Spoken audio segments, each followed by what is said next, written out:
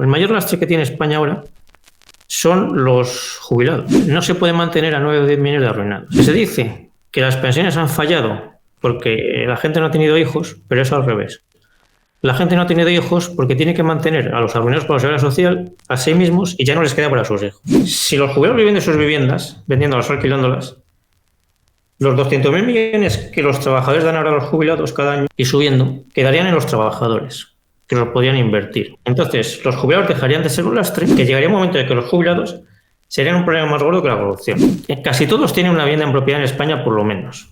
Si esa vivienda la alquilan o la venden y se van a vivir a la España vaciada, viven de su dinero, con lo cual dejan de ser una carga. Si se vive de arruinar a las siguientes generaciones, nunca tendrás una pensión digna. Tu fuente de ingresos es totalmente inmoral, entonces es imposible que sea digna. Mira que yo soy radical, Gregorio, pero creo que me ha superado, por mucho. Estos partidos tendrían que dirigirse a los trabajadores y a los jubilados que quieran tener un final de su vida digno, como te digo. O sea, hay que explicarles que lo que están haciendo es una atrocidad y que son las mayores salvajadas que ha cometido el ser humano en la historia.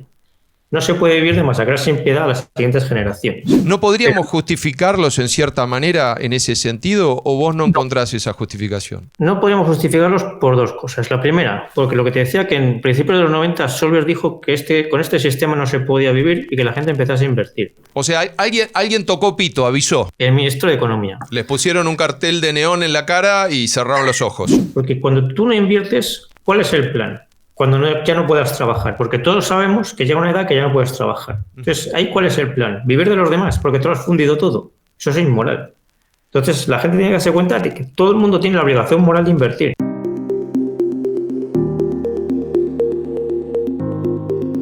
Bienvenidos a una nueva entrevista en este ciclo de entrevistas para la libertad que estoy llevando adelante en mi canal de YouTube A Contracorriente.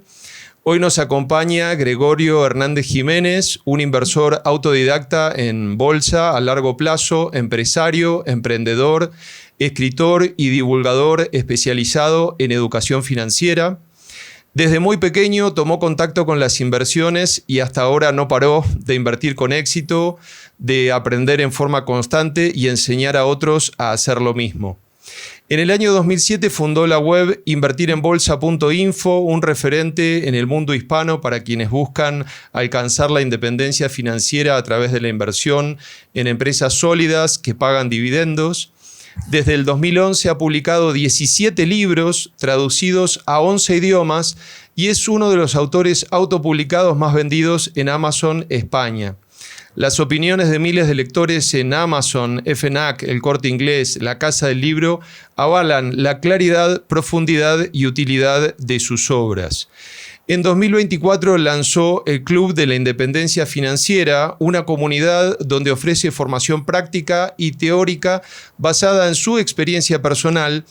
Y en 2025 presentó su app, o la va a presentar, ahora nos contará, su app Tu Independencia Financiera, una herramienta que permite que cualquier persona automatice y gestione su patrimonio, ya sea en la bolsa o a través de inmuebles, de manera sencilla y eficiente. Gregorio defiende que la mayoría de las personas puedan lograr mejores resultados invirtiendo a largo plazo, priorizando la rentabilidad por dividendo, y su misión es bastante clara, es ayudar a que más personas vivan de sus inversiones y sean verdaderamente libres. Lo pueden seguir en todas sus redes, además de las páginas web que mencioné. Está en YouTube, en Instagram, en X, en Facebook, en LinkedIn, donde continúa su labor de divulgación y su filosofía de inversión con un enfoque práctico, claro y directo. Les voy a dejar todos los enlaces de Gregorio y todo su trabajo en la descripción de este video, por supuesto, y después voy a hacer una publicación en mi página web acontracorriente.es, desde donde también van a poder acceder a esos enlaces. Bueno, quería hacer una breve introducción que después iba a dar pie a Gregorio a que mantengamos una conversación a partir de algunas preguntas que yo preparé como disparadoras. Tuve la desventura de no haber tenido en mi familia ningún inversor. Desafortunadamente me crié en un país cuya cultura era mayoritariamente anticapitalista. El trabajo denodado de adoctrinamiento ideológico desde principios del siglo XX dieron sus frutos para el socialismo, convirtiendo a uno de los países más prósperos del planeta Tierra a una tierra de grandes oportunidades en un país de inmensa precariedad sin mediar para ello ningún conflicto bélico. El caso argentino es en realidad más bien la regla. El capitalismo lleva a los países a morir de éxito porque genera una explosión de productividad y riqueza distribuida en la mayor parte de los casos de manera desigual, donde germina el resentimiento que después desemboca en las tragedias futuras. La democracia representativa hace el resto de la faena, haciendo que ese resentimiento se pueda canalizar a través de políticos inescrupulosos que responden al clamor popular, intentando malamente redistribuir esa riqueza. En la realidad, los ricos, al ver el ánimo expropiatorio de los políticos, son los primeros en irse del país y poner a buen resguardo su capital, por eso son ricos en primera instancia. Y queda entonces la clase media que paga esa fiesta redistributiva, entre comillas, y su tiempo y energía es drenado en trabajar para poder pagar impuestos y tener en teoría una vida feliz. Esa escasez de tiempo lleva en la inmensa mayoría de los casos a que las personas se queden sin inquietudes como producto de tampoco tener energía, pasan del trabajo a compartir un rato con su familia si es que tienen y a despilfarrar su activo más valioso que es el tiempo frente a una pantalla que termina de adormecer los pocos sueños que les quedan. Si se hicieran algo de tiempo, podrían saber, por ejemplo, que invirtiendo podrían cambiar su realidad y tener un mejor futuro para ellos mismos y para su descendencia. Pero es mucho más sencillo entrar en conflictos imaginarios con el enemigo favorito de los políticos, los ricos, generando una polarización que embrutece y empobrece, evitando el esfuerzo de un cambio de verdadero. Hoy tengo la oportunidad de presentarles a Gregorio Hernández, un inversor autodidacta que demuestra, con su manera de comunicar simple y sin rodeos, que las inversiones están al alcance de todos y que deberíamos ya dejarnos de excusas para poder tomar el control de nuestra propia vida. Así que, dicho todo esto, Gregorio, te doy la bienvenida. Te quiero agradecer públicamente por que me dediques o nos dediques a mi audiencia y a mí este tiempo para poder intercambiar contigo, para que nos compartas tu experiencia, que desde mi punto de vista es muy, muy interesante. Entonces, no quise hacer mucho spoiler en la introducción o en tu biografía para que vos tuvieras oportunidad de compartir con todos cuándo comenzaste a invertir, por qué empezaste a invertir y qué te motivó a hacerlo. Hola, Mariano, muchas gracias. Pues mi caso es un poco raro. Bueno, afortunadamente cada vez es más habitual, aunque todavía poco, porque yo empecé a invertir de niño. ¿Vale? Yo nací en el 70, entonces hace muchos años que yo era niño, y en aquel momento, pues, si los mayores invertían poco, imagínate los niños. Pero bueno, a mí mi padre me explicó lo que era bolsa de pequeño y siempre me gustó, o sea, desde el primer momento me gustó mucho. Entonces, yo no recuerdo momentos de mi vida en que no estuviese mirando la bolsa, mirando cosas de la bolsa, pensando sobre ella y todo esto. Pero porque empecé más o menos a los 5 o 6 años, claro, a los 2, 3 o 4 no lo haría, pero no tengo recuerdo de aquello de no estar pensando en la bolsa, ¿sabes? Sí me acuerdo de cosas de cuando tenía 2 años, 3 o 4, pero no de cuando no pensaba en la bolsa. ¿a qué se dedicaba tu padre, que en un entorno en donde mayormente la gran mayoría de la gente serían analfabetos financieros, él sí estaba en contacto con este universo? Bueno, pues era aparejador, pero más que por la profesión era porque le gustaba. Al ir al banco, pues fue preguntando, le interesó. O sea, su profesión no tenía nada que ver con el tema de la bolsa, la inversión, digamos. Lo mismo habría sido que hubiese sido abogado, médico, contable, fontanero, lo que fuese. Mira vos, o sea, la verdad es que es un caso realmente excepcional, porque en ese entonces, bueno, si ahora muchas personas creen falsamente que las inversiones es una cosa meramente de ricos, en ese entonces me imagino que el fenómeno sería aún más extendido que hoy, ¿no? Sí, porque además, claro, tú fíjate que en aquel momento no había internet, entonces de prácticamente cualquier tema, lo que conocías era lo que conociese la gente de tu alrededor. Exacto. Pero igual con la bolsa que con cualquier deporte, o sea, quiere decir, pues si tú querías jugar al tenis, al bádminton, al baloncesto, al balonmano, lo que fuese, pues solo podías mirar a la gente de alrededor. Como allí no hubiese nadie que lo hiciese ni que te supiese decir dónde ir, o hacer teatro, o hacer lo que fuese, ¿sabes? Pues era un mundo muy diferente al actual. Claro, pero digo, precisamente por eso, porque uno normalmente tenía como referentes a personas de su entorno, de su Sí, círculo, sí. digamos, de sociabilización. Uno podría imaginar que tu padre era un hombre rico o que se No, relacionaba con no. gente rica. ¿Eso es así? No, no, no, era una persona normal. Una persona Sí, normal. sí, una persona normal, o sea, en cuanto a dinero normal. Claro, claro, claro, claro. Bueno, o sea que evidentemente fue algo especial. O Bueno, sea, había muchos miles de personas que ganaban más dinero que mi padre y no invertían nada. y no invertía nada. Y Hace hoy debe 600 pasar algo papeles, sí. similar, seguramente. Ujú. Y ahora pasa muy parecido ahí. La gente que invierte no es la que tiene más dinero, sino la que quiere invertir, como pasa ahora. Hay gente que gana mucho dinero y no invierte nada. Y hay gente que gana muy poco y sí que invierte. Me Entonces, imagino. lo que te determina invertir o no es que tú quieras, que entiendas que eso va a mejorar tu vida y lo hagas, no la cantidad de dinero que ganes. Eso es verdad, eso es verdad. Bueno, de hecho yo estoy muy lejos de ser rico y sin embargo tuve las inquietudes. Muy tardíamente, diría yo, porque empecé muy grande, ¿no? Pero Pero las inquietudes eventualmente aparecieron. es que realmente la gente rica, si quitas la corrupción, se ha hecho rica invirtiendo. Y hay familias, hay personas que dices, este nació rico, pero nació rico porque su padre o su abuelo, su bisabuelo, su tatarabuelo fue el que invirtió. Y los demás lo han mantenido y han aumentado la riqueza. Claro O que sea, que el origen, ese último mérito que vos muy bien mencionás, la gran mayoría de la gente lo pasa por alto. Se cree que la riqueza es stock y no es flujo y no hay que seguir generando o sí, eventualmente el dinero se acaba. si lo haces mal, te lo fundes todo. Y eso se ve con jugadores, con deportistas profesionales y con actores que han ganado lo que gana una persona normal en 100 vidas y se lo han fundido.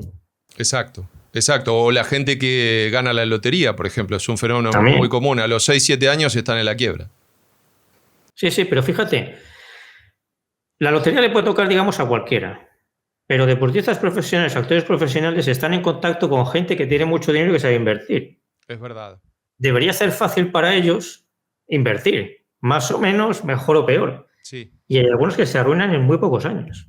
Sí, eso es verdad. Es verdad. O sea, el que gana la lotería podría nunca tener ningún vínculo con una persona con Claro, alfabetización financiera y sin embargo los deportistas sí y así todo muchos se malogran de todas maneras. sí, sí. Por eso digo que es que la clave está dentro de cada persona, no en lo que tenga alrededor. Bueno, a partir de eso te quería preguntar precisamente en qué fue lo que te motivó a crear un proyecto de divulgación financiera y en qué momento se te despertó esta curiosidad, porque vos estás hablando de que empezaste a tomar contacto con este mundo de las inversiones desde muy pequeño, prácticamente desde que tenés Ah, uso de razón, gracias a que tu papá conocía de esos temas y te introdujo a ellos. Pero me imagino que hasta mucho tiempo después, incluso hasta tener las facilidades que ofrece Internet, no te habrá surgido esa inquietud. Entonces quería saber más al respecto. claro, antes de Internet sí que la familia me decía que escribes un libro, pero es que antes de Internet lo veías un poco como trabajo tirado, ¿sabes? Que decía, escribo un libro y me pongo a ir por editoriales que lo mismo ninguno lo quiere publicar. Si alguno lo publica, pues vete a saber lo que hacen. Entonces sí que tenía esa idea desde hace muchos años, antes de Internet. Pues ponte los años 90, a principios de los 90 o finales de los Ah, 80. hace mucho, en serio. Sí, sí, pero en ese momento sin Internet no lo veía. Era de estas cosas que tienes en la cabeza dándote vueltas, pero que no ves el momento de hacerlas de verdad. Porque no te parece que te vayan a funcionar bien de verdad, ¿sabes? Te voy a trabajar y luego va a quedar en nada o casi nada. Claro. Y respecto de las personas que se quieren iniciar en el mundo de las inversiones, yo voy a hacer una pequeña nota personal, porque precisamente es un tema que me generó muchísimas inquietudes desde hace algunos años. Yo empecé a invertir a los 38 años, tengo 45, o sea, empecé muy tardíamente. Y claro, mucha gente, por supuesto que es mejor empezar a invertir hoy que no hacerlo nunca, ¿no? Y no tiene Sí. demasiado sentido, demasiado propósito arrepentirse por no haber sabido hacerlo antes, ¿no? Desde ya que eso es un hecho. No obstante, creo que hay mucha gente que minusvalora o subestima la importancia que tiene el factor del tiempo y de hacer muy tempranamente el proceso de invertir respecto de una persona que empieza tardíamente. Es decir, no es lo mismo que empezar a los 4, 5, 6 años, a los 7, a los 8 o a los 12, que empezar a los 40. Evidentemente, el interés compuesto, ni hablar la experiencia, ni hablar el conocimiento, ni hablar las lecturas, ni hablar, digamos, la experiencia de campo de lo que representa invertir, pero el factor del tiempo por sí solo ya cumple un rol súper importante. Entonces, en principio, quería si vos podías hacer algún comentario al respecto de lo importante que es, o desde tu punto de vista, cómo marcó la diferencia haber empezado tan tempranamente a invertir, y por otro lado, ¿cuál crees que debería ser el camino para que una persona pueda comenzar a invertir sin saber absolutamente nada sobre el tema de las inversiones? ¿Qué consejos, qué pasos le sugerirías para que pudieran ponerse en marcha, más allá de lo obvio, que compren tus libros desde ya? Pues mira, el tiempo es lo más importante, pero esto no hay que verlo como que a mí ya no me vale esto de la inversión, ¿vale? Entonces, aunque tengas 65 años, lo mejor que puedes hacer es empezar a invertir hoy. El mensaje que mando a la gente que tiene hijos pequeños, con pocos años, que les enseñe a invertir ya. Que no espera que empiecen a trabajar, ni a que sean mayores de edad, ni todo eso, sino que empiecen a invertir ya y enseñarles ya. Y si ellos no invierten, pues que empiecen a invertir hoy mismo, mejor que mañana. Porque una cosa que frena a mucha gente a la hora de invertir es que creen que para tener unos buenos resultados necesitarán ahorrar mucho dinero. Y eso no es así. Hay que ahorrar algo de dinero, pero lo más importante es dejar que el tiempo haga crecer ese dinero. Entonces, cada día que pasa la gente sin empezar a invertir, la gente que no invierte, se cree que no está perdiendo nada, pero está perdiendo un día que ya no va a recuperar. Y al día siguiente pierde 2 días, y al otro 3 días, y así se le está yendo la vida. Entonces, esa gente lo que tiene que hacer es empezar a invertir ya, porque lo que más dinero les va a hacer ganar es el tiempo. Pero siempre y cuando empiecen a ahorrar. Porque si no ahorran nada, claro, el tiempo no puede hacer nada. Lógico. Bueno, el prerequisito para invertir claramente es sacrificar consumo para poder postergar ese consumo hacia el futuro. Claro. Pero si te fijas, la mayoría de la gente, la gente que gasta todo su dinero, hay una parte importante que se la gasta en cosas que realmente ni le gustan, ni le satisfacen, ni luego se acuerda de que se lo ha gastado y las ha comprado. Entonces, el ahorro es mucho más fácil de lo que cree la gente. De lo que cree la gente que todavía no ahorra. Y de hecho, por eso, mucha gente que se lo gasta todo y llega un día que dice, bueno, entiendo que tengo que invertir, tengo que ahorrar, entonces voy a sacrificarme a pasarlo mal unos años para luego pasarlo mejor. Pues en el momento en que empieza a ahorrar y a invertir, se da cuenta de que vive mejor que cuando se lo gastaba todo. Lógico. Lógico, normal, porque cuando tú inviertes, estás invirtiendo en construir tu futuro y entonces piensas que tu futuro va a ser mejor que el pasado. Cuando lo gastas todo, crees que hagas lo que hagas no vas a mejorar y entonces intuitivamente ves o piensas que cada vez vas a vivir peor. Por eso cuando te lo gastas todo, la gente es bastante pesimista y cuando empiezan a invertir se vuelven cada vez más optimistas. Es muy fuerte lo que decís porque creo que no hay mucha gente que habla al respecto. O sea, el efecto psicológico que tiene en las personas que cambian su mentalidad hacia una mentalidad o vida de austeridad, que no se malinterprete con vivir miserablemente, sino vivir de manera moderada, en donde uno compra aquello que necesita, se puede permitir algunos deseos de tanto en tanto, pero mayoritariamente no está entregado a sus instintos más primarios, sino que precisamente puede gobernarse a sí mismo, puede doblegar esos instintos tan primarios y puede precisamente dividir lo que es realmente necesario de lo que es innecesario y de lo que sería un deseo superfluo para precisamente pensar hacia el futuro. Y este cambio de mentalidad evidentemente cambia el ánimo y no hay mucha gente que hable sobre eso. Y además te hace crecer como persona, porque claro, una persona que cree que se lo tiene que gastar todo lo que gana porque necesita todo eso que se compra, pues en el fondo es una persona muy infantil. Sí, es así, es verdad, es verdad. Sobre esto mismo, yo creo que hay muchísimas personas que temo que se están dando cuenta en este último periodo, ¿no? Con estas últimas noticias que aparecen, que probablemente el periodo de jubilación o para obtener su pensión se vería desplazado varios años, creo que como 4 años o algo así, hacia los 71 años. ¿Te parece que algo tan importante como tener un fondo de retiro o mal llamada jubilación o pensión, sino un seguro de retiro, en definitiva, debería la gente confiar en terceros para llevar adelante eso? Y no me quiero meter en política ni mucho menos, pero el hecho de delegar esa tarea en terceros no solamente me parece que es algo que probablemente no sea la mejor idea desde el punto de vista de que esas terceras personas podrían no ser muy escrupulosas o podrían no administrarlo bien, sino en la responsabilidad individual que genera el hecho de hacerlo uno mismo. No sé si me explico bien. Con lo de tercero, no sé si te refieres al Estado o a los planes de pensiones. No, me refiero al Estado. Vale, pues entonces el Estado es que ya no es que sea un tercero, sino que es que el sistema que utilizas de estafa piramidal. Entonces no tiene ningún sentido creer que se puede vivir una estafa piramidal. Pero además es que en España, en el principio de los 90, el ministro de Economía de aquel entonces, que se llamaba Solbes, lo dijo, esto no funciona, no se puede vivir de esto, entonces la gente tiene que empezar a invertir. Y la mayoría de la gente hizo como si no hubiese oído. O sea, cuando la gente que recuerda esto lo habla de ello, pues recuerda que se metieron con este ministro los de su partido, los de la oposición. Pero lo importante es que la población no dijo, oye, espera a ver, que este ha dicho que esto no funciona y que tenemos que empezar a invertir. Y entonces ahí, a partir de ahí cambiar su vida. Sino que la población dijo, o sea, se negó a ver la realidad, hizo como que no había ido nada y siguió funcionando como si se pudiese vivir en una estafa piramidal. Entonces eso es unos episodios más negros de la historia de España. Pero más que por los políticos, por la población, que actuó de una forma, no sé decirte la palabra, pero muy negativa, muy mala.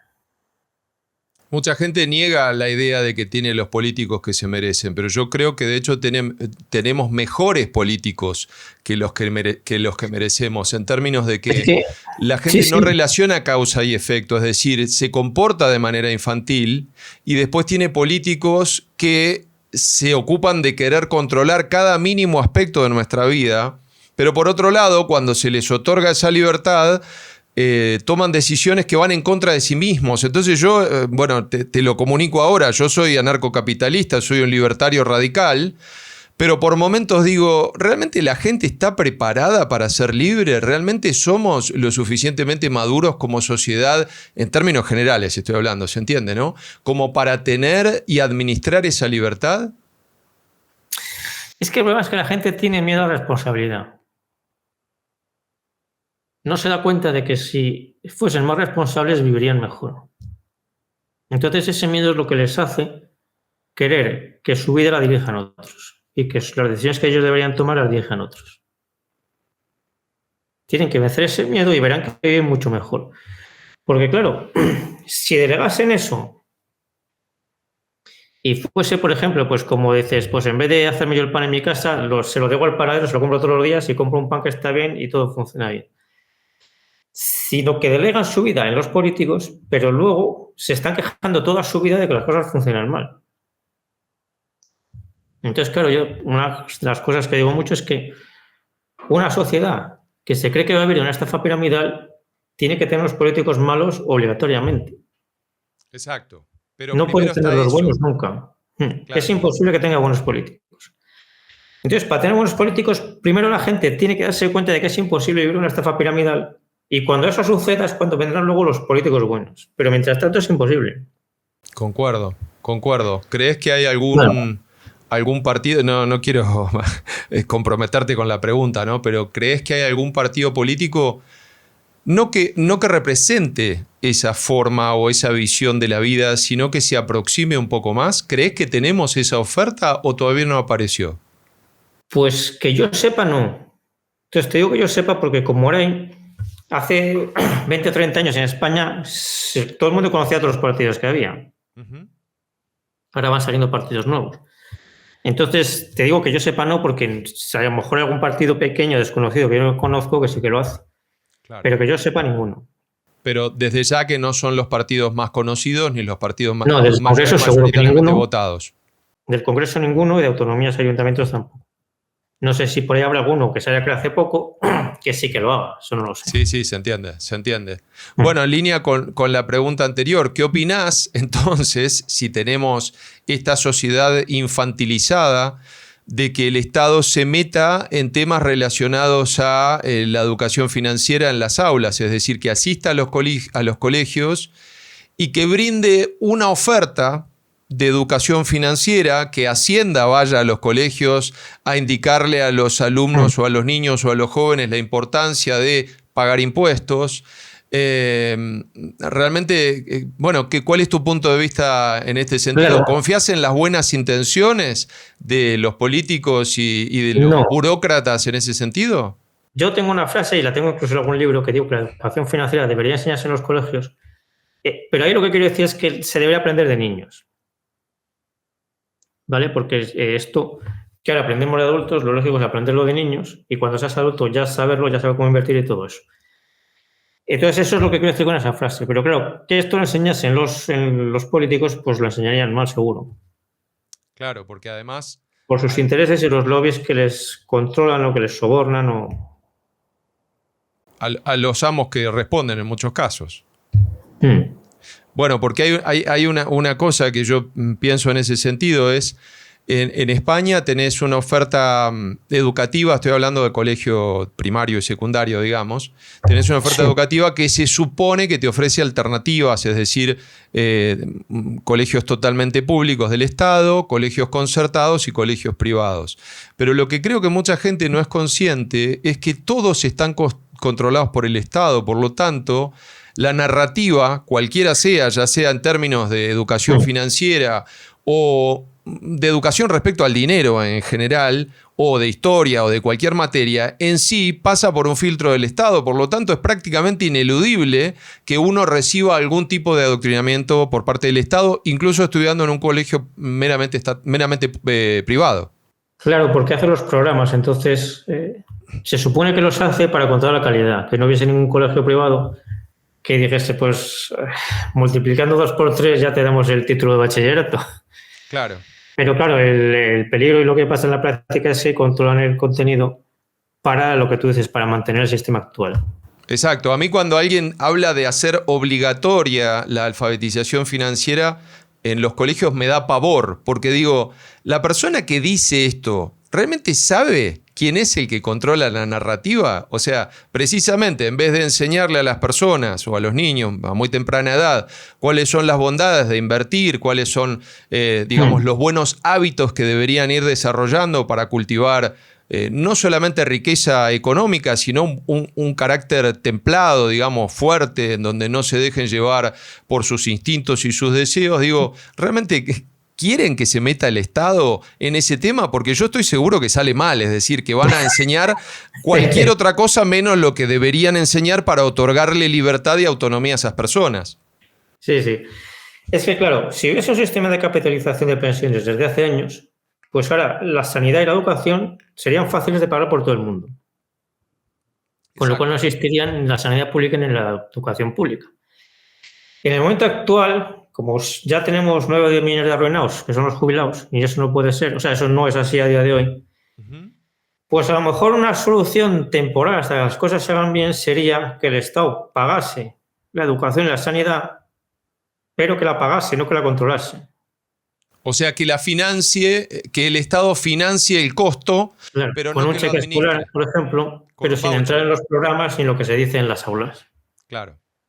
Y esto como cosa temporal hasta que el sistema de capitalización ya lleve un tiempo y ya la gente no necesite que el Estado le pague el colegio y la educación. Claro. Porque si te fijas, y es algo que creo que es claro, que el Estado pague la educación es una humillación para los padres. Pues es que yo no puedo pagar la educación de mis hijos. Hay gente que lo va como algo bueno, pero eso es una humillación que va hundiendo la autoestima de la gente. Es muy interesante lo que decís. El hecho de que un padre tiene que ser capaz de mantener a sus hijos, un padre y una madre, claro, los dos, a mantener a sus hijos completamente. Si el Estado les tiene que pagar cosas esenciales, la autoestima de esa persona está hundida. Exacto. Sí, en definitiva es una dependencia que ya se ha naturalizado a tal punto que la gente ni siquiera se lo cuestiona. Pero ahora que vos lo decís, precisamente la gente debería repudiar esa especie de favor, entre comillas, ¿no? Sí. Bueno, yo veo en general mucho pesimismo en España respecto particularmente de la situación política. No obstante, creo que, como digo una cosa, digo la otra, hay mucha gente que no está al tanto de la clase de país que es España en términos económicos y que aún ocupa un lugar muy relevante en el panorama económico mundial. De hecho, está entre los 15 países con el mayor PIB del mundo desde hace muchas décadas. Tiene indicadores altísimos de índice de desarrollo humano, tiene buenas infraestructuras, aunque algunas están deterioradas y en declive, pero son muy avanzadas en general. Y mi opinión, esto tomalo como una nota meramente personal, es que España no necesita mucho para poder volver a brillar en términos económicos. Tiene que resolver la insostenibilidad del sistema de pensiones, resolver el tema del desempleo crónico, que está en el orden del 11% en general y más el 25-26% en el desempleo juvenil, y obviamente recuperar el prestigio de las instituciones para que vuelva la confianza, especialmente de las personas que quieren invertir en el país. Entonces, en ese sentido, me interesa especialmente tu opinión en este respecto. Sí. O sea, España tiene muchos problemas, pero digamos que le pasa igual a todos los demás países. Estados Unidos también tiene muchos problemas. Mucha gente en España ve a Estados Unidos como el país perfecto. Creen que si lo hiciésemos todo como allí, España sería muy diferente. Pero realmente no es tan diferente en el sentido que sí que es verdad que Estados Unidos tiene algunas cosas mejores, pero no es mejor en todo. Entonces, España puede mejorar mucho y realmente técnicamente es fácil hacerlo. El mayor lastre que tiene España ahora son los jubilados, los arruinados por la seguridad social. Y además esto se veía venir desde hace tiempo. Porque no para de aumentar su número, además cada vez le pagan más a cada uno. Entonces, no se puede mantener a 9 o 10 millones de arruinados. Hay gente que dice, ¿y qué pasaría si hacemos el sistema de capitalización y alguien se arruina? Y bueno, pues a esa persona se le daría un subsidio y ya está. Pero esa situación sería infinitamente mejor que la actual, que es la situación actual, en la que están arruinados el 100% de los jubilados y hay que mantenerles. Entonces es el mayor lastre. Porque se dice que las pensiones han fallado porque la gente no ha tenido hijos, pero es al revés. La gente no ha tenido hijos porque tiene que mantener a los arruinados por la seguridad social a sí mismos y ya no les queda para sus hijos. Exacto. Entonces la solución, llegados a este punto, y además es una buena solución en conjunto, aunque haya gente que se lleva las manos a la cabeza por ignorancia, es que los jubilados vivan de sus viviendas. Que las alquilan o que las vendan. Eso sí que es disruptivo. Si lo podés desarrollar, sí, te lo agradecería. Sí. Ahora mismo los trabajadores están manteniendo a los jubilados. Y con ese dinero los jubilados viven y siguen teniendo unas viviendas que cuando se mueran dejarán aquí. Okay. Pues si los jubilados viven de sus viviendas, vendiéndolas o alquilándolas, los 200.000 millones que los trabajadores dan ahora a los jubilados cada año y subiendo, quedarían en los trabajadores, que los podrían invertir. Entonces, los jubilados dejarían de ser un lastre, que son el mayor lastre de la economía, por mucho que algunos se quejen, de que los políticos no sé qué, no sé cuál, ya se llevan la tercera parte del presupuesto nacional, con lo cual es un problema más grave que la corrupción. Claro. Incluso porque el interés compuesto funcionó en los subsidios de los arruinados. Y entonces se ha hecho un problema, y se veía venir, que llegaría un momento en que los jubilados serían un problema más gordo que la corrupción.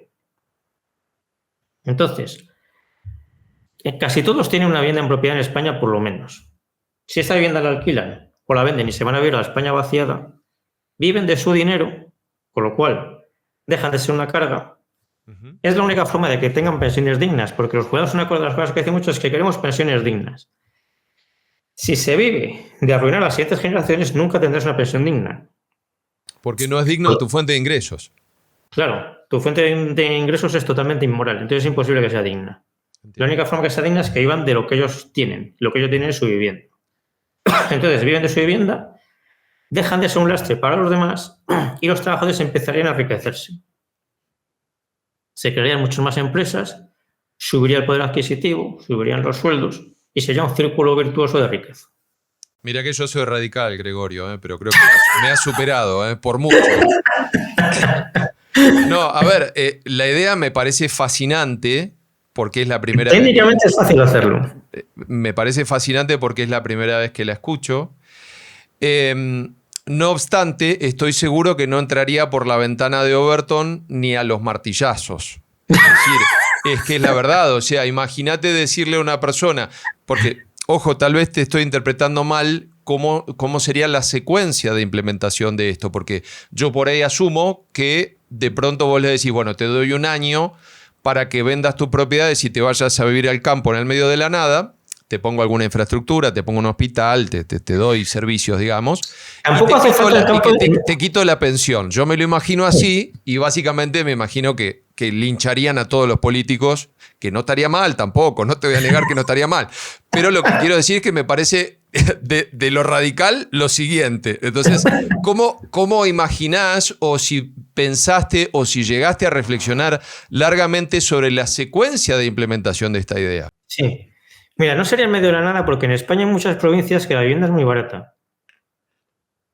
Y son ciudades y pueblos, vamos a llamar pueblos, pero de decenas de miles de habitantes, de 5, 10, 20, 30.000, en los que se vive bien. Entonces esto se puede hacer. Y el problema de los jubilados es una cosa que no es, por ejemplo, como la sanidad pública o la educación pública, que eso se hace mal, hay corrupción y eso se puede mantener indefinidamente. Sino que esto va creciendo, porque crece el número de arruinados y cada arruinado cobra cada vez más por la inflación. Los que vienen detrás, como no han podido tener hijos, cada vez son menos. Entonces llega un momento que no se puede hacer, o sea, que matemáticamente es imposible. Y ese momento es ya en el sentido de que es que la gente joven está viviendo en habitaciones. Es así. Entonces, ¿por qué los que pagan los subsidios pueden vivir en habitaciones y los que cobran esos subsidios no pueden vivir en habitaciones? Eso no tiene ningún sentido. Los que cobran los subsidios obligatoriamente tienen que vivir peor que los que pagan los subsidios. Y eso sí se pagan los subsidios. Pero es que, como te digo, viviendo en sus viviendas, se eliminan los subsidios, los trabajadores se enriquecen y ellos pueden vivir. Me parece fascinante la idea. Insisto, de lo radical, lo siguiente. Nunca escuché esto y me parece fascinante, pero desde el punto de vista moral... Pues creo que lo vas a ver y que algún partido político en algún momento lo propondrá, porque lo que te digo, el tamaño del problema es tan grande y crece tanto cada año que ya los jubilados, al no querer ver la realidad, son los que han forzado a llegar a esta situación. Claro, pero perdóname, desde el punto de vista filosófico y moral me parece incuestionable, impecable, absolutamente el razonamiento me parece impecable. Lo que me pregunto, ni siquiera pongo en duda o cuestiono, es cuáles son los incentivos, que es un tema que a mí me interesa especialmente, no solo los incentivos de la sociedad y del comportamiento humano en general, sino el diseño de los incentivos. Es decir, ¿cuáles son los incentivos para realizar este cambio por parte, por ejemplo, de una fuerza política? Porque lo imagino de esta manera, y corregime si lo imagino mal, ¿no?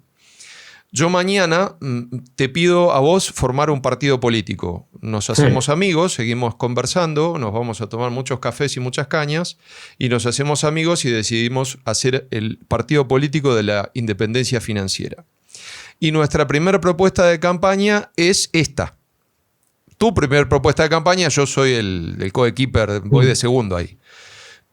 Bueno, yo creo que nos van a linchar, o sea, cuando vayamos con un megáfono al primer ayuntamiento, en donde están los primeros viejos que nos van a escuchar, nos van a empezar a correr con una hoz directamente y nos van a querer incinerar en alguna plaza. Entonces, ahora hablando en serio, o sea, ¿cuál crees que pueden ser los incentivos para que esto ocurra? Es decir, porque en general estas cosas suelen pasar por la fuerza, es decir, como uno resiste una solución dolorosa, normalmente la solución ocurre cuando ya es inevitable y la solución posterior es aún más dolorosa que la que se quiso evitar, ¿sí? Entonces, claro, te pregunto sobre esto, si es que nuevamente lo imaginaste o lo pensaste largamente.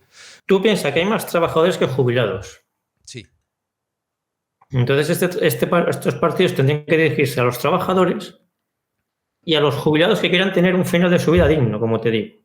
O sea, hay que explicarles que lo que están haciendo es una atrocidad y que son las mayores salvajadas que ha cometido el ser humano en la historia. No se puede vivir de masacrar sin piedad a las siguientes generaciones. Entonces, más que por incentivo económico, es por incentivo moral y espiritual. Es decir, esta salvajada no la podéis seguir cometiendo.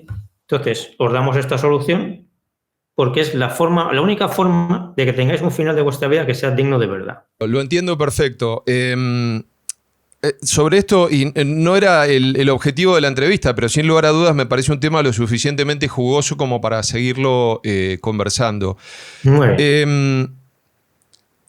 Respecto de eso, en donde vos estás planteando un dilema moral, es decir, los jubilados actuales deberían hacerse un replanteo moral en donde comprendan que el desequilibrio que se armó en el sistema, independientemente de por qué se generó o lo que fuere, ellos tienen buena parte de esa responsabilidad, ¿no? Sí.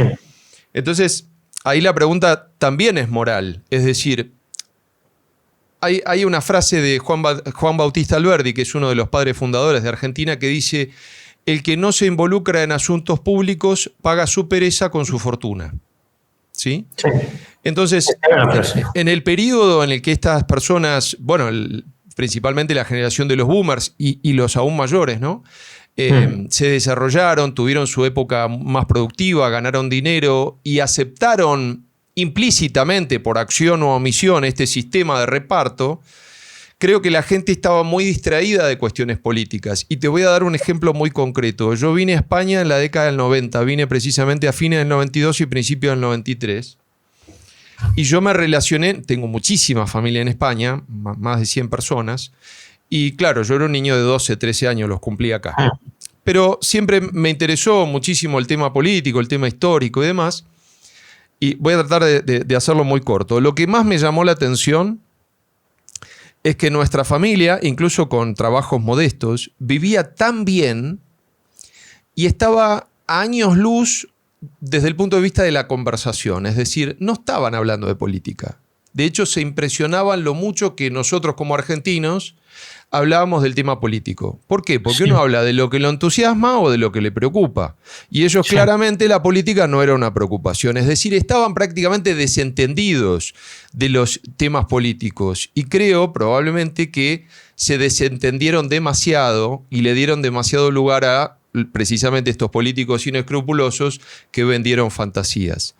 Entonces, es realmente culpa de esa generación, porque hay que decirlo, las generaciones subsiguientes que contaron precisamente con el acceso a Internet y con la inmediatez precisamente de acceder a este tipo de conversaciones como la que tengo contigo ahora, en donde una persona dice abiertamente y sin tapujos: hay un dilema moral y yo propongo esta solución que puede ser disruptiva, pero es la correcta desde el punto de vista filosófico. Ellos no tenían esos medios, es decir, si no eran personas que estaban involucradas en el medio académico, en las universidades, en los medios educativos, en la filosofía y en la rosca política, básicamente, rara vez una persona se interesaría por estos temas. No sé si me explico bien. Es decir, ¿no podríamos justificarlos en cierta manera en ese sentido o vos no encontrás esa justificación? No podemos justificarlos por dos cosas. La primera, porque lo que te decía, que en principios de los 90 Solbes dijo que con este sistema no se podía vivir y que la gente empezase a invertir. O sea, alguien tocó pito, avisó. El ministro de Economía. O sea, aparte de que se decía, siempre lo ha dicho alguien, y la gente no quería verlo, en aquel momento lo dijo el ministro de Economía. Bien. Y la gente no quiso enterarse. Siguió como si no hubiese pasado nada. Les pusieron un cartel de neón en la cara y cerraron los ojos. Exactamente. Entiendo. Pero aparte de eso, aunque eso no hubiese pasado, dices, vale, pues si no teníais la culpa vosotros, ¿quién la tenía? ¿Los que entonces eran niños o los que no habían nacido? Claro. Que son los que están cargando con la culpa. Es porque tú puedes contar todos los rollos que quieras. Pero seguro que los que no habían nacido no tenían la culpa. Y los que tenían 1 año, o 2, o 5, o 10, tampoco. Entiendo. Entonces, lo que no puede ser es que tú digas que no tenían la culpa y que se las eches a los que eran niños o a los que no habían nacido. ¿Qué es lo que está pasando? Entiendo. Me gusta el enfoque, la verdad que me gusta el enfoque. Bueno, me voy a saltear una pregunta, porque primero que nos desviamos con otros temas y segundo que no quiero abusarme de tu generosidad. Todo lo que quieras. Te quería preguntar al respecto de el tema de lo que yo creo que probablemente sea un fin de ciclo desde el punto de vista de responsabilidad fiscal y monetaria que se inició con el abandono de Patrón Oro y que se fue generalizando a partir de 1971, gracias a que Nixon tenía que financiar la vergonzosa guerra de Vietnam y evidentemente encontró la manera imprimiendo más billetes y falsificando moneda.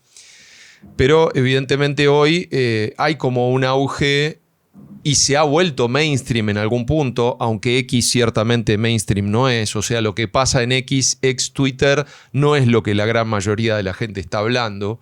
Pero sí creo que cada vez se escucha más hablar del tema. Hay más personas que advierten sobre el tema de la desvalorización de las monedas fiat, de la falta de confianza, porque precisamente como la mayor parte de las monedas fiat están representadas o están respaldadas por la confianza que hay en los políticos, y los políticos ciertamente mucha confianza no inspiran, la gente está empezando a pensar en otros refugios de valor. Entonces, ¿vos creés que estamos ante un fin de ciclo o que la fiesta va a seguir prácticamente de manera indefinida? Y la segunda pregunta dentro de esa es si realmente debería importarnos, porque al precisamente invertir, no importa en qué estén nominados los activos que tengamos, yo eso es algo en lo que siempre pienso, digo, listo, mañana desaparece el dólar o el euro. Perfecto. El valor subyacente de las empresas en las que uno invierte no cambian.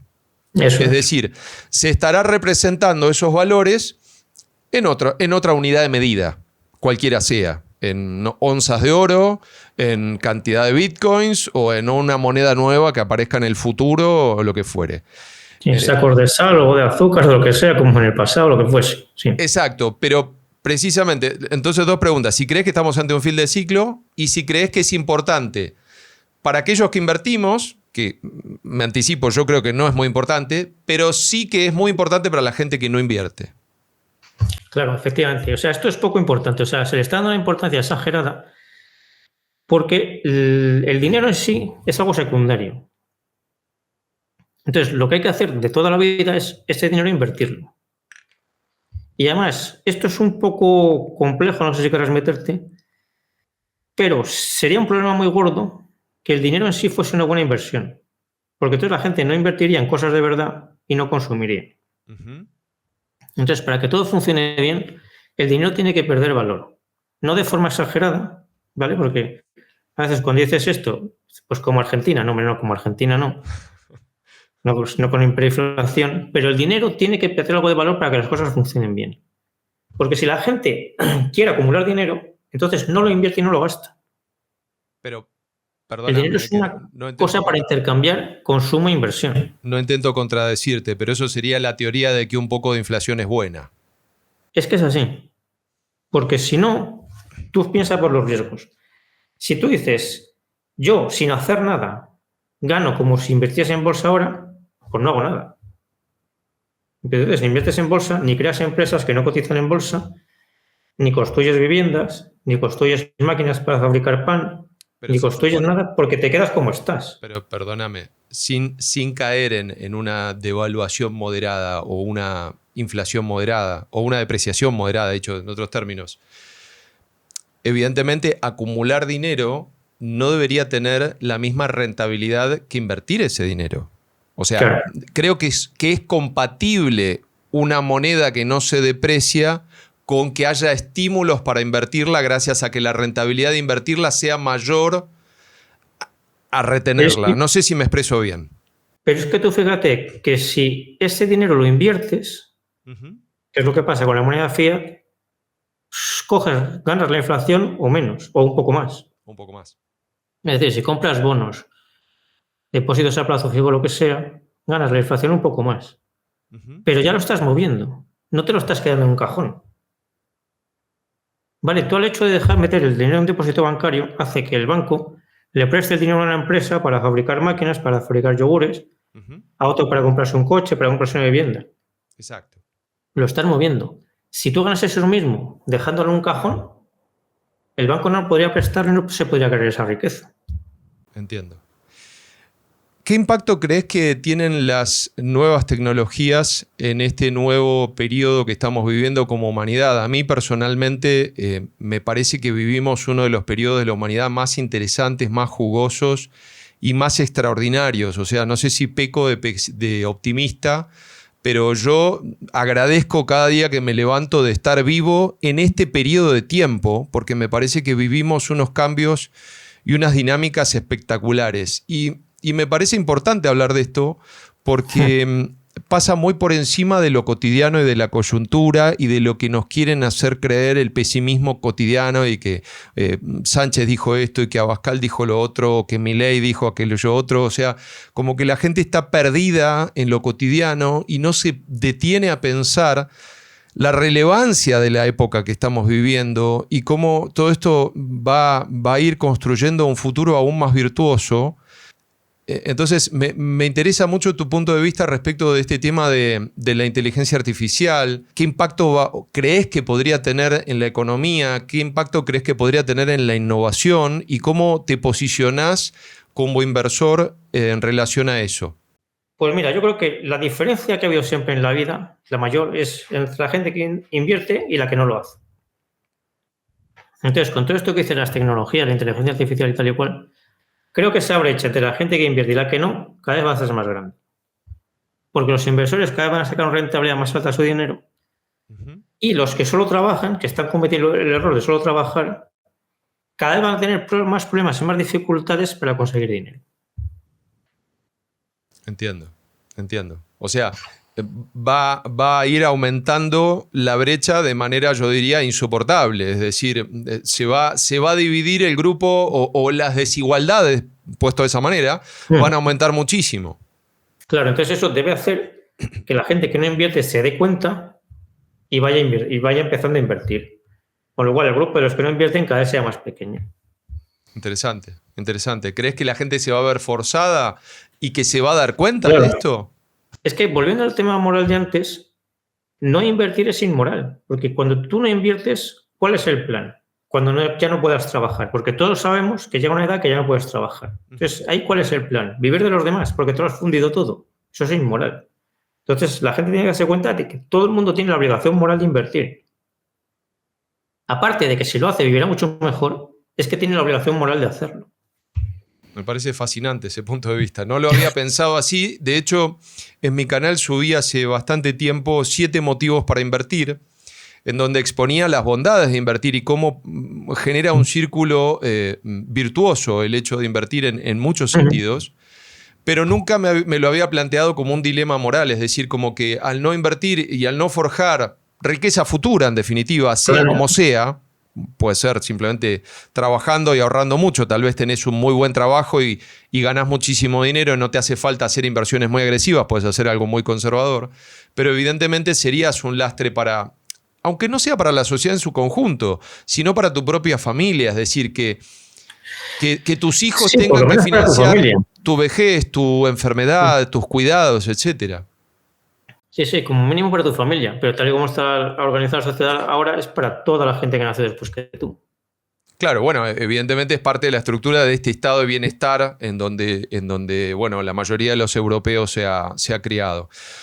¿Crees que el mundo en general se está dando cuenta de la importancia de la libertad y en particular de tener libertad e independencia económica para poder prosperar, evitar la pobreza y la dependencia y los excesos de regulación y control político y burocrático que podrían estar llegando al fin? ¿O todavía falta mucho tiempo para que la sociedad madure? Bueno, creo que las dos cosas son ciertas. Creo que se ha avanzado bastante, pero todavía hay que avanzar mucho más. La velocidad a la que se avance es imposible saberlo.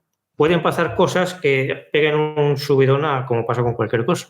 O sea, que no sea un crecimiento lineal, sino que en un momento dado crece muchísimo. Que haya un pico. Claro, entonces sí que hay mucha más gente que cree eso que hace 5, 10, 20, 40 años, pero aún hay mucha gente que no lo cree. Entonces aún hay mucho que mejorar en ese aspecto, pero sí que es verdad que lo único que se hace de un día a otro es ya mejorar. no se retrocede. Claro, claro, claro.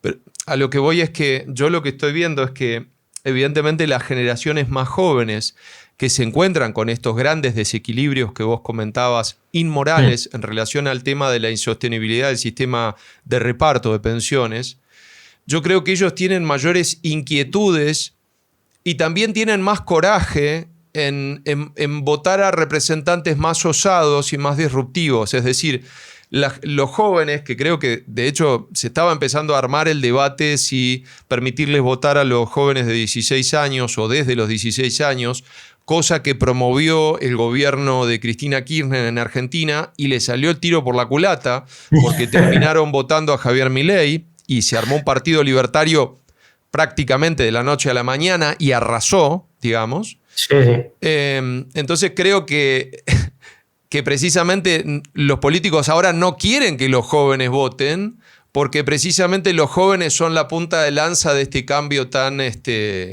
transformador de la sociedad. No sé si vos compartís esta visión. Sí, claro, tú si te fijas, todos los partidos actuales ahora, los que están en el Congreso, están organizados y diseñados para los arruinados por la seguridad social. Son su público objetivo. O sea, un partido es un medio de comunicación, sí, que tiene unas funciones poco especiales, pero en el fondo es un medio de comunicación. Uh-huh. Y como cualquier empresa, pues define un mercado objetivo y va por él. Uh-huh. Las zapatillas de correr, pues se venden a la gente que hace deporte, la comida gourmet a la gente que le gusta mucho comer, las ollas a la gente que le gusta cocinar, tal. Pues los partidos que están en el Congreso están organizados y diseñados teniendo como mercado objetivo los arruinados por la seguridad social. O sea, vos decís que sí, está claro. Digamos, la mayoría de los partidos políticos que hoy están gobernando o que tienen probabilidad de gobernar en el corto plazo, corto mediano plazo, tienen como público objetivo no a los jóvenes, claro, sino a las personas mayores. Es decir, no a las generaciones futuras, sino que siguen gobernando para las generaciones, digamos, más viejas, en definitiva, que ya no son productivas. Claro.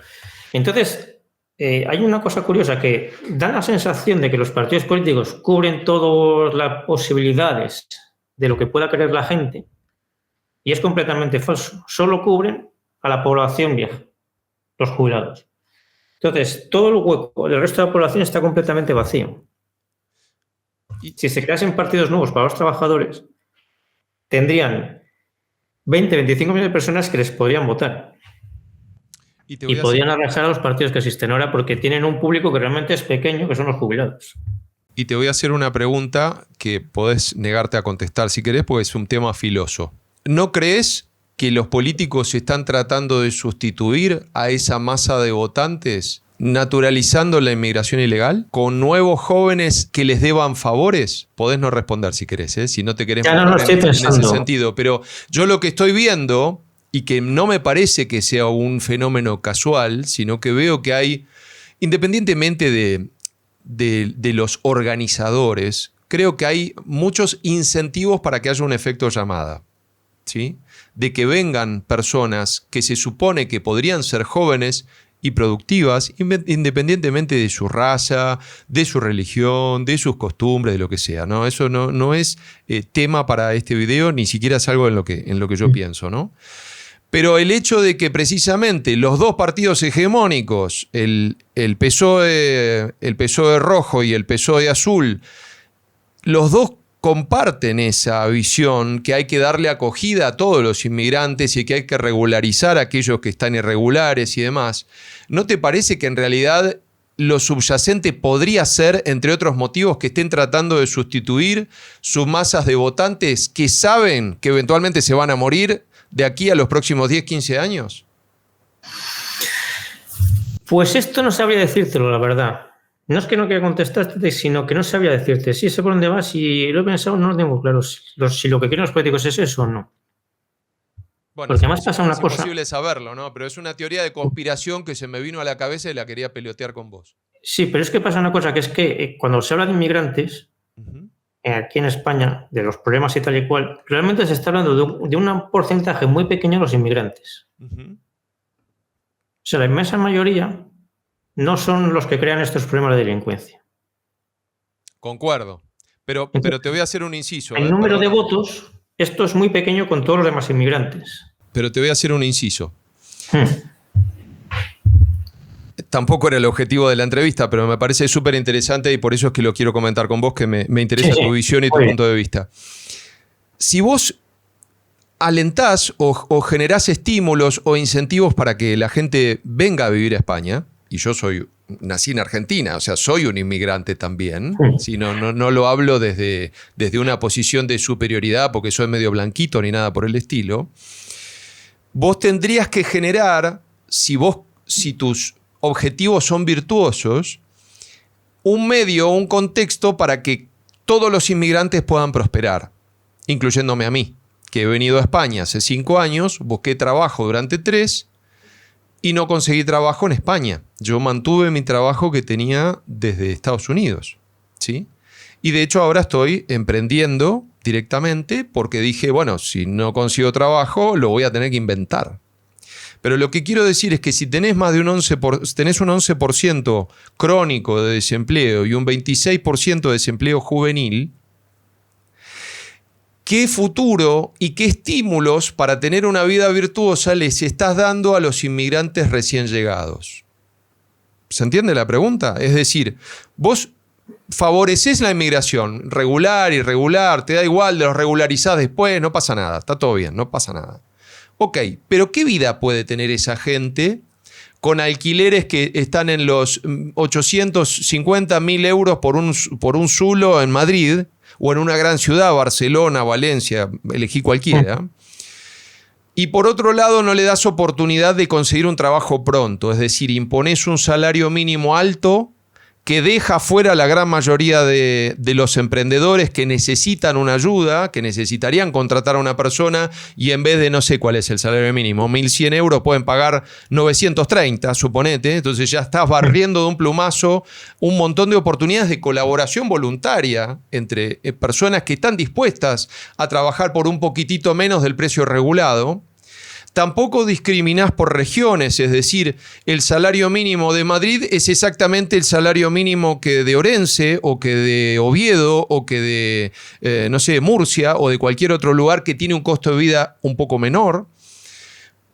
Y por otro lado, seguís teniendo una alta presión regulatoria sobre las empresas en todo sentido, ya sea cupos de género, sindicatos, altos impuestos al trabajo, tenés un problema serio con el tema de la insostenibilidad del sistema de pensiones, tenés la indemnización por despido más alta de Europa. Es decir, si vos promovieras una serie de reformas laborales, y esto es una acotación mía, podés no estar de acuerdo, que fueran en línea con una flexibilización del mercado del trabajo para prácticamente borrar de un plumazo el desempleo y colaborar a que sea más sostenible el desempleo y la jubilación a través de la implementación de una mochila austríaca, por ejemplo, me parecería bastante bien la idea de que traigas inmigrantes prácticamente de manera indiscriminada. Y por otro lado, que no sean free riders, es decir, que no saquen provecho de aquellos que están pagando los impuestos de manera forzosa y también de manera forzosa usando los servicios de sanidad y educación del Estado,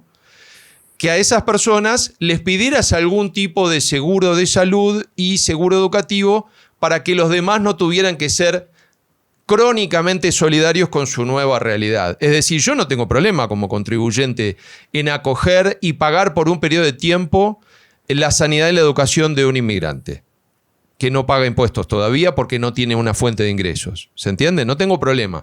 Ahora, hacerlo de manera eterna me parece igualmente inmoral. Es decir, como planteaste vos el tema de la inmoralidad del sistema de reparto de pensiones, yo planteo el tema de los free riders. ¿Por qué una persona, da igual su nacionalidad, que cotiza en la seguridad social, que paga sus impuestos rigurosamente, tiene que financiar de manera sistemática para toda la vida o prácticamente para toda la vida a una persona que no aporta a la economía? ¿Se entiende la pregunta? Sí, se entiende. Bueno, yo creo que aquí seguramente se mezclan muchas cosas. Por un lado, los políticos en general son bastante menos inteligentes o bastante más mediocres de lo que se puede suponer. O sea, el resultado de lo que sucede no es lo que ellos han pensado, que queremos hacer esto y lo hacemos, sino que es lo que sale. de gente muy mediocre. Luego, el tema de las ayudas. Se supone que les dan muchas ayudas a los inmigrantes. ¿Pero eso será verdad? ¿O eso es dinero que nos están robando? En ningún momento hablé de ayudas, ¿eh? Ojo, ¿eh? Ya, pero yo sí. De ayudas. O sea, las ayudas van aparte, que suman capas de inmoralidad. ¿Se entiende? Lo que digo es el uso de los servicios públicos que vienen en el combo del estado de bienestar. ¿Se entiende? O sea, porque si vos vivís... A ver, ¿cuál es mi filosofía? Mi filosofía es evitar acoger delincuentes y evitar los free riders. A partir de ahí, me encanta la inmigración. Yo, repito, yo también soy un inmigrante. ¿Se entiende? Pero, fíjate el detalle, cuando yo inmigré a España, lo primero que me hicieron hacer es sacarle un seguro de salud a mi esposa que no tiene mi nacionalidad española. Tuve que pagar un seguro de salud privado, que me parece bien, cabe aclarar. ¿Por qué? Porque yo todavía no había pagado ningún impuesto en España que justificase que le regalaran a ella, que no nació en España ni tiene nacionalidad, un servicio gratuitamente, a costa de los demás. ¿Se entiende? Entonces, mi planteo es, no traigas delincuentes. Si se te escapó la tortuga y entró un delincuente, volvelo a su casa o aplicarle la pena que corresponda dentro de España. Y no permitas los free riders. Porque eso precisamente me parece, desde el punto de vista moral, me parece que es lo correcto. Es decir, ¿por qué vos habrías de permitir que alguien entre a tu casa pateando la puerta y que cuando llegue no solamente que entre, sino que orine en el piso de tu cocina y le dé una cachetada a tu esposa? Y encima te use el baño para bañarse y prenda Netflix en tu sofá. O sea... No sé si logro expresarme bien, o sea... Sí, te expresas, pero es que desde el punto de vista de los políticos no es su casa. No están dejando que entre a alguien en su casa. Entonces, lo que te decían las ayudas es que en teoría se supone que se da mucho dinero a los inmigrantes en ayudas. Pero, ¿y si eso es falso? ¿Y si esas ayudas salen de las cuentas públicas y van a cuentas en paraísos fiscales con las cosas de los inmigrantes? No me extrañaría en absoluto. Pues es que por ahí puede venir la explicación. Una de las explicaciones. O que cobren algún tipo de dádiva de la Unión Europea por cada inmigrante que ingresa o por cada inmigrante que legalizan. Claro, que viene a ser lo mismo. Prácticamente. ¿Dónde va ese dinero? Pasa como el tema de los niños que no tienen padres o que los quitan la custodia y a los centros les dan 60.000 euros al... Creo hace años era así, supongo que habrá subido por niño para que lo eduquen y tal y cual. Esos 60.000 euros no llegaban al niño ni de broma. Quedaban en las manos porosas de los políticos intermediarios, claro. Burócratas. Otro ejemplo, en España la seguridad de muchos edificios públicos la hacían la Policía Nacional o la Guardia Civil. Si tú tienes cuidando estaciones de tren en aeropuertos, guardias civiles o Policía Nacional, los políticos no pueden robarles nada de su sueldo. A ver. Sí, tú tienes en un aeropuerto 100 guardias civiles. Ok. Un político no puede decir, bueno, pues como aquí he dicho yo que haya 100 guardias civiles, que cada guardia civil le digo que me dé un 10% de su sueldo. Eso no lo puedes hacer. Ah, porque no está en su mismo ámbito, digamos, no está tan cerca. Claro, porque es una nómina de funcionario. No puede decir, como te manda ahí, dame a mí el 10% a mi cuenta. Si tú pones, en lugar de 100 guardias civiles, 100 vigilantes jurados con un sueldo más bajo, pero la empresa que es de tu primo, de tu cuñado, y dices que le están dando un servicio de información que tú les pagas menos que a un guardia, pero al Estado le cuesta 5 o 10 veces lo que le cuesta a un guardia, de ahí sí que puedes robar. Entiendo. Y eso se ha hecho muchísimo.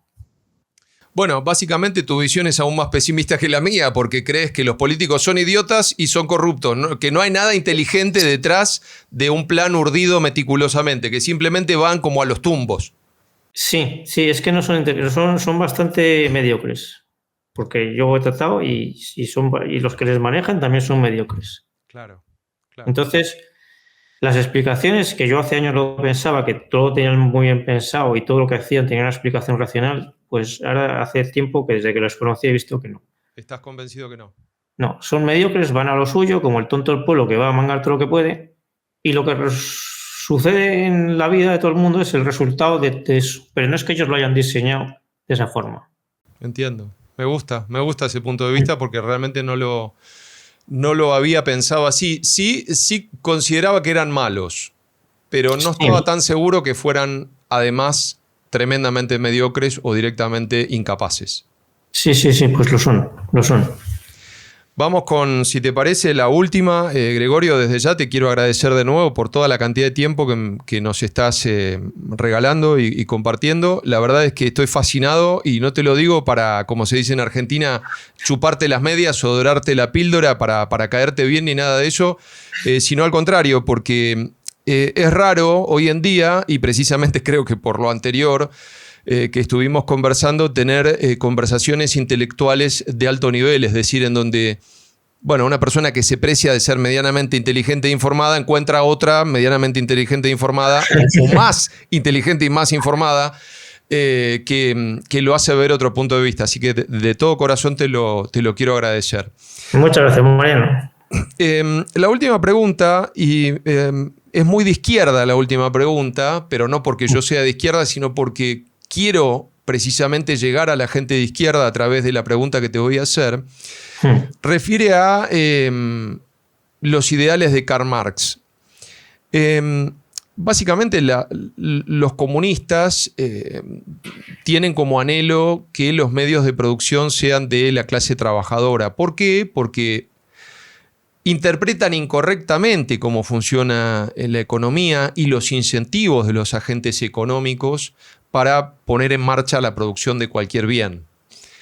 No comprenden que la dotación de capital es también un factor de producción. Y que sin esa dotación de capital, si desaparece ese factor de producción, el otro, que es consecuencia del primero, es decir, las máquinas, los edificios, las infraestructuras, etcétera, etcétera, directamente no existirían. ¿Se entiende? Sí. Entonces, Karl Marx precisamente deseaba, y de hecho escribió ríos de tinta al respecto, una sarta inmensa de tonterías, pero muy bien narradas y muy convincentemente narradas para llegar precisamente al corazón de las personas, porque el discurso emocional se disfraza de sentido común y hace mella en muy buena parte de la sociedad. Quería que los trabajadores fueran dueños de los medios de producción. Y precisamente yo estoy convencido de que el capitalismo lo resolvió, es decir, resolvió a través de la bolsa de valores y distintos instrumentos, porque no es solamente a través de la bolsa de valores, sino que también hay fideicomisos, hay otros instrumentos financieros que permiten, digamos, que un proletario sea dueño de los medios de producción. Entonces, la pregunta que te quería hacer era precisamente si vos veías esto de la misma manera que yo, si considerás que, si Dios no lo permita, resucitar a Marx, si hoy consideraría que su sueño está cumplido y que fue a través del capitalismo que pasó.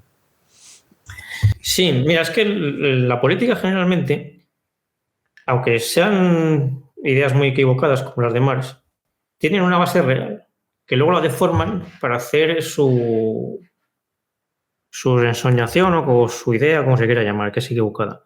Pero la base es real. Entonces, para mí, como te decía antes, es inmoral que una persona sea solo trabajador. Tiene que ser también inversor, tiene que ser dueño de los medios de producción. Y además es que es inmoral que no sea así. Lo que pasa es que no se le tienen que regalar, los tiene que comprar él invirtiendo. Porque se sabe que esa persona llegará un día que no pueda trabajar y entonces tendrá que vivir de otra cosa. Y esa otra cosa tiene que ser sus inversiones, que es la única forma digna de vivir, como decíamos antes. Claro. Este giro que vos le das respecto a la moralidad de invertir, como si no fuera algo optativo, sino que es una obligación para cualquier persona que quiera evitar la dependencia y convertirse en una carga para terceros, me parece demoledora. O sea, realmente nunca lo había reflexionado así, me parece espectacular. Muchas gracias. Bueno, Gregorio, realmente no te quiero robar más tiempo, no me quiero aprovechar de tu gran generosidad. Estoy muy contento de haber conversado contigo. La verdad considero que ha sido de las conversaciones más interesantes y más enriquecedoras que he tenido en estos últimos tiempos entrevistando personas que considero interesantes. Así que nuevamente te quiero agradecer públicamente, quiero agradecerte especialmente porque nos hayas cedido este tiempo a todos. Nuevamente quiero hacer un inciso acá. La gran mayoría de la gente no toma dimensión del valor que tiene el tiempo. Esta hora y pico, casi media que compartimos juntos, no va a volver nunca más para ninguno de los dos. Así que para mí es un gran regalo y te lo agradezco. Muchas gracias, Mariano, igualmente. Te mando un gran abrazo, Gregorio. Muchas gracias. Hasta luego.